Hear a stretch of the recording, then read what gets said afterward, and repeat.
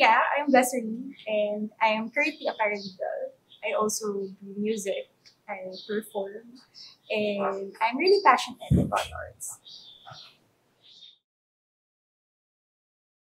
Actually, at first kasi parang uh, supposedly this is a bonding between me and Gigi, my friend. And when I saw the page, when I saw yung SOCMED collaterals nyo, parang there's something in me na parang na-feel ko na, okay, parang I'm interested, I'm excited. So, if you're gonna ask me why CO2, maybe right now, hindi ko pa definitely alam yung exact answer, but along the way, maybe I'll figure it out. Oh, why free diving? Feeling ko kasi free diving, it's something na parang new to me. Hindi ko siya ginagawa palagi. And, kaya siguro free diving kasi as a person, marami akong anxiety. Pero baka pag nag-free diving ako, masama ko sa ilalim ng dagat yung anxiety ko. Char, joke lang. But yeah, why free diving? I wanted to explore something new. Yeah. Siguro the difference would be the strength and the parang endurance. And I also expect myself to be parang before, like, for example, there are times na, syempre yung personality ko sa work, I've been preventive, I've been protective, but feeling ko, after free diving, it would develop something in me that would make me bolder, more brave, and siguro, I could feel like after free diving, I accomplished something. Feel ko siguro, I would be able to go beyond my limits. And since my personality is actually, ang layo nung, parang pag sinabi kasi free diving, you have to be sporty daw, you have to be athletic, It's really something not related to my current personality. But I do feel after this, it would unlock another part of me. Yeah. Ayan.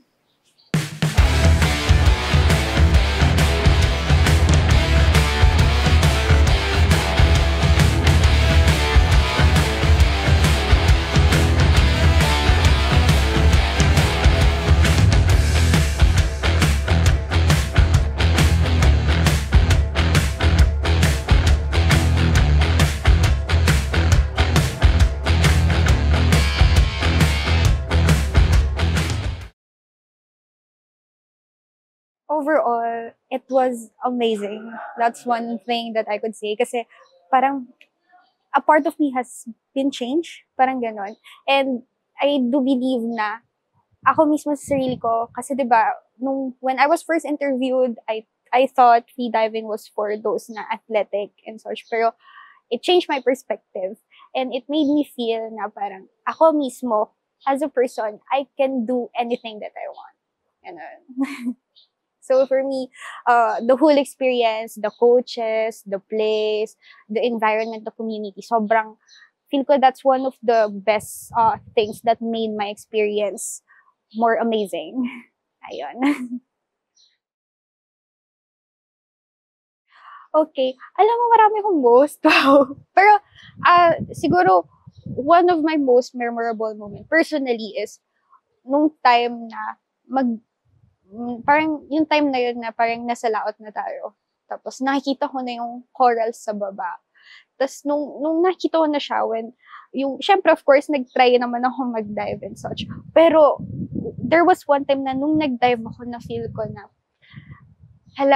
parang feel ko, ito yung part of me before na hindi ko nalalabas. And yet here I am reaching the things I wanted to reach. Ganon. So siguro, one of the most memorable moment ko is nung nung nasa laot na and nung palubog na ako. Tapos yung lumalangoy na ako. Tapos parang walang inhibitions, walang anything. Ganon. So, yeah, that's one of my most memorable moment. But then, another thing, siningit. gusto kong i-include yung socials kagabi. Kasi parang hindi lang kasi hindi lang lessons, hindi lang divings, ganon.